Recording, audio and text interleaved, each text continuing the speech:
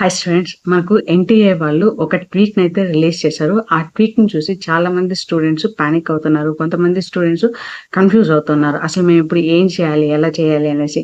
So, ఈ tweak గురించి అనేటువంటి కంప్లీట్ ఇన్ఫర్మేషన్ ఇందులో మనము తెలుసుకుందాము. బేసిక్‌గా ఈ ట్వీక్ ఏంటి అంటే ఇక్కడ నేను మీకు చూపిస్తున్నాను గదండీ!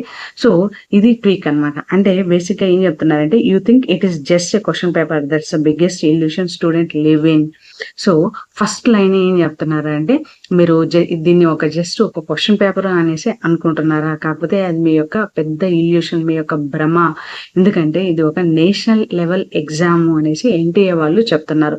అండ్ ఈ ఫస్ట్ లైన్‌ని చూడంగానే స్టూడెంట్స్ చాలా బాధపడుతున్నారు. పానిక్ అయిపోతున్నారు. యాక్చువల్‌గా ఇది మీకు ఒక భరోసా అన్నమాట. ఎందుకు అంటే ఎన్‌టీఏ వాళ్ళు దాన్ని యాక్సెప్ట్ చేస్తున్నారు. మేము ఇది నేషనల్ లెవెల్ ఎగ్జామ్‌గా మేము తీసుకుంటున్నాము. కాబట్టి ఈ ఇంత ప్రెస్టీజియస్ ఎగ్జామ్‌ని మేము ఎర్రర్స్ లేకుండా, ఏ విధమైనటువంటి పొరపాట్లు జరగకుండా ఎగ్జామ్ అంతా సాఫీగా జరిగేటట్లు మేము అన్ని విధాలైనటువంటి చర్యలు గూడా తీసుకుంటున్నాము అని ఎన్‌టీఏ వాళ్ళు మీకు భరోసా ఇస్తున్నారు. ఎవరెవరైతే స్టూడెంట్స్ బాగా హార్డ్ వర్క్ చేసి ప్రిపేర్ అవుతున్నారో, కాకపోతే వాళ్ళు ఎన్‌టీఏ వాళ్ళు ఎగ్జామ్‌లో క్వెషన్స్ రాంగ్ ఇవ్వడం వల్ల, ఆన్సర్స్ కీస్ రాంగ్ ఇవ్వడం వల్ల చాలామంది వాళ్ళ యొక్క ఎంబీబీఎస్ కలను కోల్పోతున్నారు. వాళ్ళు ఎంబీబీఎస్ సీట్‌ని కోల్పోతున్నారు. కాకపోతే ఎన్‌టీఏ వాళ్ళు ఈ ఈ ట్వీట్ ఇవ్వడం వలన ఎవరైతే సీరియస్ యాస్పిరెంట్స్ ఉన్నారో వాళ్ళకి ఇది చాలా హెల్ప్ అవుతుందన్నమాట. అంటే ఎన్‌టీఏ వాళ్ళు అవేర్‌నెస్ ఇస్తున్నారు. మేము అన్ని జాగ్రత్తలు తీసుకున్నాము. ఎక్కడ కూడా పొరపాట్లు జరగడానికి వీలు లేకుండా అన్ని విధాలుగా మేము రెడీగా ఉన్నాము అనేసి ఎన్‌టీఏ వాళ్ళు చెప్తున్నారు. దీన్ని మనం ఒక థ్రెట్ లాగా కాకుండా ఒక భరోసా లాగా తీసుకున్నట్లయితే ఇది మనకు చాలా హెల్ప్ అవుతుందన్నమాట. అంటే ఏంటి అంటే జీరో మార్జిన్ ఫర్ ఎర్రర్. అంటే ఏ విధమైనటువంటి పొరపాట్లు జరగవు. మేము 10 స్టెప్స్ అహెడ్‌లో ఉన్నాము అని చెప్తున్నారు. అంటే పేపర్ గాని, సిస్టమ్ గాని ఎలాంటి పొరపాట్లు లేదు. మీరు ఏ విధమైనటువంటి భయపడాల్సిన పనే లేదు. సో, మేమైతే కంప్లీట్‌గా రెడీ అవుతున్నారు. స్టూడెంట్స్ రెడీగా ఉన్నారా? లేదా? అని వాళ్ళు క్వెషన్ చేస్తున్నారు. అంటే ఇది ఒక రకమైనటువంటి కాన్ఫిడెన్స్ ఇవ్వాలి. సో, వాళ్ళ ఎన్‌టీఏ తరపు నుంచి ఎటువంటి పొరపాటు జరగబోదు. కాబట్టి మనం వెల్ ప్రిపేర్డ్‌గా ఉంటే ఎగ్జామ్ బాగా రాయొచ్చు అన్న కాన్ఫిడెన్స్ అనేది స్టూడెంట్స్‌కి కలగాలన్నమాట. ఆజ్ పడు యా కల్ అంటే ఇది హిందీలో ఇచ్చారన్నమాట. అంటే ఇవాళ చదివేదా రేపు చదవనా? ప్రతిరోజు గూడా స్టూడెంట్స్‌కి వాళ్ళ లోపల ప్రతిరోజు ఏదో ఒక వార్ జరుగుతా ఉంటుంది. ఈ చాప్టర్ ఎప్పుడు చదవనా? నేను టైర్డ్ అయిపోయాను. నేను లంచ్‌కెళ్ళాలి. లేదా నాకు నిద్ర వస్తుంది. నేను కొంచెం సేపు బ్రేక్ తీసుకుంటాను. రేపటి నుంచి చదువుతాము అనేటువంటి ఈ ఆలోచన ప్రతి స్టూడెంట్‌లో గూడా ఉంటుందన్నమాట. సో, అదే ఎన్‌టీఏ వాళ్ళు ఇక్కడ చెప్తున్నారు. సో, ప్రతి స్టూడెంట్ గూడా అలా పోస్ట్‌పోన్ చేస్తూ ఉంటారు. కాబట్టి ఇలా పోస్ట్‌పోన్ చేయడం వలన మీరు మార్క్స్ కోల్పోతారు అని చెప్తున్నారు. అంటే మీరు ఏదైతే పోస్ట్‌పోన్‌మెంట్ చేస్తారో, ప్రోక్రాస్టినేషన్ చేస్తారో అదే మీ యొక్క ఎనిమీ అనేసి వీళ్ళిక్కడ చెప్తున్నారు. Mark test versus the scale అనేసి చెప్తున్నారు. అంటే మీరు ప్రతిరోజు కూడా మార్క్ టెస్ట్ ఇస్తూ ఉన్నారు. కాకపోతే నీట్ మే 3న జరిగేటువంటి ఎగ్జామ్ ఒక రియల్ ఎగ్జామ్ అనేసి చెప్తున్నారు. అంటే ఈసారి పేపర్ టఫ్‌గా వస్తుంది అని చాలామంది స్టూడెంట్స్ అనుకుంటున్నారు. యాక్చువల్‌గా పేపర్ టఫ్‌గా వస్తే మీకే చాలా అడ్వాంటేజ్. ఎందుకంటే కాంపిటీషన్ లెవెల్స్ తగ్గుతాయి. యాస్ వెల్ యాస్ స్కోర్ తగ్గుతుంది. మీ యొక్క ర్యాంక్స్ కూడా మీకు కంఫర్టబుల్‌గా ఉంటాయి. అంటే ఎవరెవరైతే స్టూడెంట్స్ బాగా చదివింటారో వాళ్ళకు హెల్ప్ అవుతుంది. కాంపిటీషన్ ఎక్కువ ఉందనుకోండి, అప్పుడేమవుతుంది, కాంపిటీషన్ తక్కువ ఉందనుకోండి, అప్పుడు ఎగ్జాక్ట్‌గా నంబర్ ఆఫ్ సీట్స్‌కి స్టూడెంట్స్ అనేది ఫిల్ అవుతారు. ఒకవేళ పేపర్ ఈజీగా వచ్చిందనుకో, ప్రతి ఒక్కరికి ఎయిర్ 1 ర్యాంక్ వస్తది. అలాంటి టైంలో ఎవరికి సీట్ ఇవ్వాలో తెలీదు ఎయిమ్స్‌లో.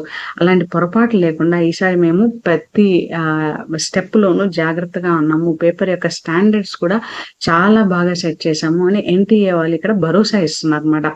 Zero margin for error is the best thing NTA could have said.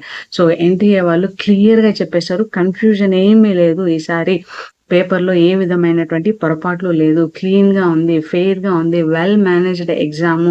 System అనేది చాలా పర్ఫెక్ట్‌గా మేము రెడీ చేసి పెట్టాము అనేసి చెప్తున్నారు.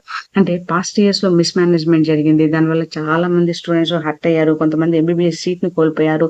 ఈసారి ఏ విధమైనటువంటి గొడవలు ఉండవు. లీక్స్ ఉండవు. లాస్ట్ మినిట్ డ్రామాస్ ఉండవు. ఏమీ లేకుండా ఎగ్జామ్ ఫెయిర్‌గా జరుగుతుంది. స్టూడెంట్ ప్రిపేర్‌గా ఉంటే విన్ అనేది వాళ్ళదే అనేసి ఇక్కడ మనకు ఎన్టీఏ వాళ్ళు క్లియర్ కట్‌గా మెసేజ్ ఇస్తున్నారు. కాకపోతే ఈ మెసేజ్‌లో హిందీ వర్డ్స్ వాడడం వల్ల వాళ్ళు ఏంటి ఇది నిజంగానే ఎన్టీఏ నుంచి వచ్చినటువంటి మెసేజా అని మనకు డౌట్ వస్తుందన్నమాట. So, the paper is not the enemy this is అంటే మనము ఇవాళ చదవాలా, రేపు చదవాలా అనేటువంటి ఆ ప్రోక్రాస్టినేషన్ ఉంటుంది గదా! అదే మనకు పెద్ద ప్రాబ్లము. ద బిగ్గెస్ట్ థ్రెట్ ఏంటి అంటే డిఫికల్టీ లెవెల్ గాదు. ఫిజిక్స్‌లో ఉండేటువంటి న్యూమరికల్స్ కాదు. బయాలజీలో ఉండేటువంటి 37 చాప్టర్స్ అది గూడా గాదు. ఏంటి ప్రాబ్లము అంటే నేను ఇవాళ చదవనా లేకపోతే తరువాత చదవనా అనేదే స్టూడెంట్ యొక్క ప్రాబ్లము. ప్రతిసారి గూడా స్టూడెంట్ పోస్ట్‌పోన్ చేస్తూ ఉంటారు. ఆ పోస్ట్‌పోన్‌మెంటే వాళ్ళ యొక్క బిగ్గెస్ట్ ఎనిమీ. అంతేగాని పేపర్ కాదు, ర్యాంక్ కాదు, ఏది కాదు అని ఎన్టీఏ వాళ్ళు తేల్చి చెప్పేస్తున్నారు. So, it's not you versus the paper. It is the you versus the standard. You versus the system అనేసి చెప్తున్నారన్నమాట.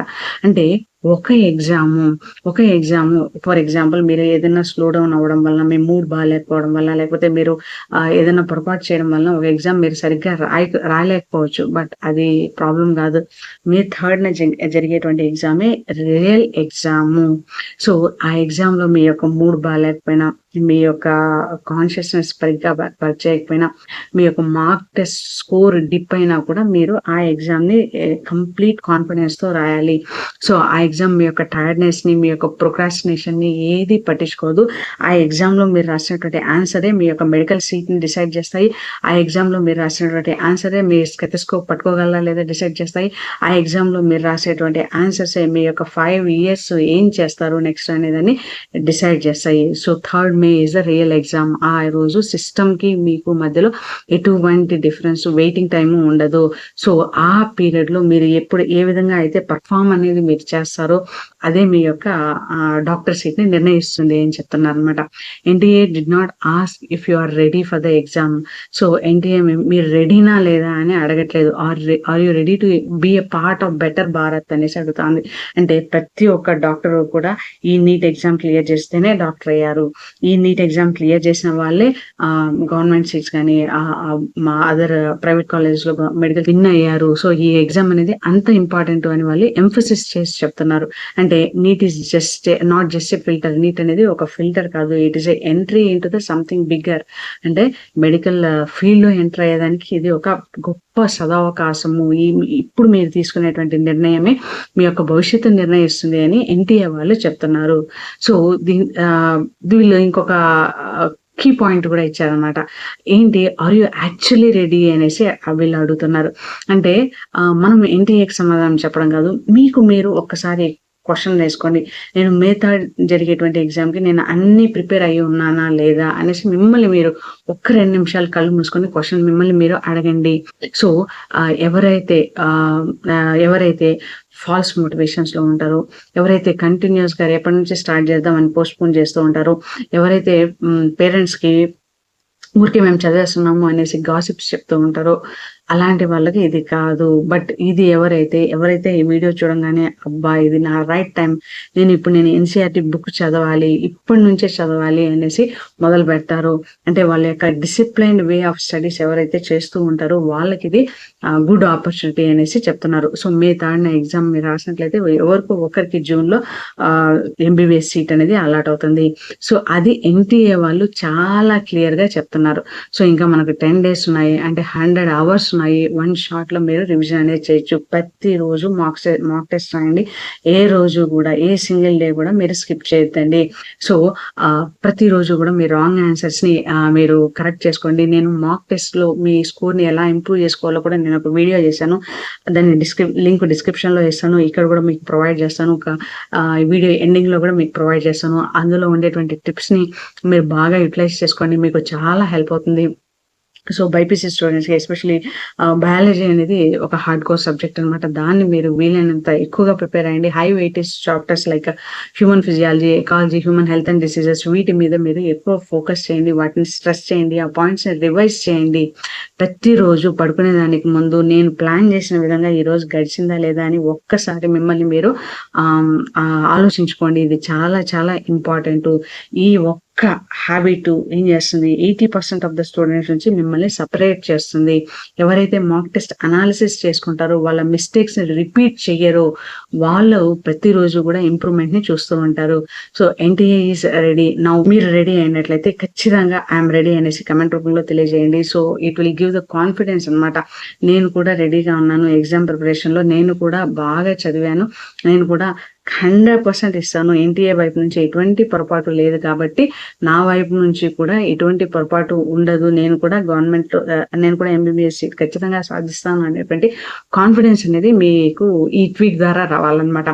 సో ఎవరెవరైతే బాగా కాన్ఫిడెంట్గా చదవాలో ఐఎమ్ రెడీ అనేసి ఒక కమెంట్ చేయండి. సో నాకు కూడా తెలుస్తుంది మీరు ఎంత బాగా ప్రిపేర్ అవుతున్నారో. సో మన ఛానల్లో నీట్కి సంబంధించి కౌన్సిలింగ్ వరకు జరిగేటువంటి అన్ని అప్డేట్స్ కూడా వస్తూ ఉంటాయండి. సో ఛానల్కి సబ్స్క్రైబ్ చేసుకోండి. ఈ ఇన్ఫర్మేషన్ నచ్చినట్టయితే లైక్ చేయండి. మీలాంటి మరిన్ని ఆస్పిరెంట్స్కి ఇది చేరుతుంది. I wish you all the success. Subscribe to my YouTube channel. Thank you.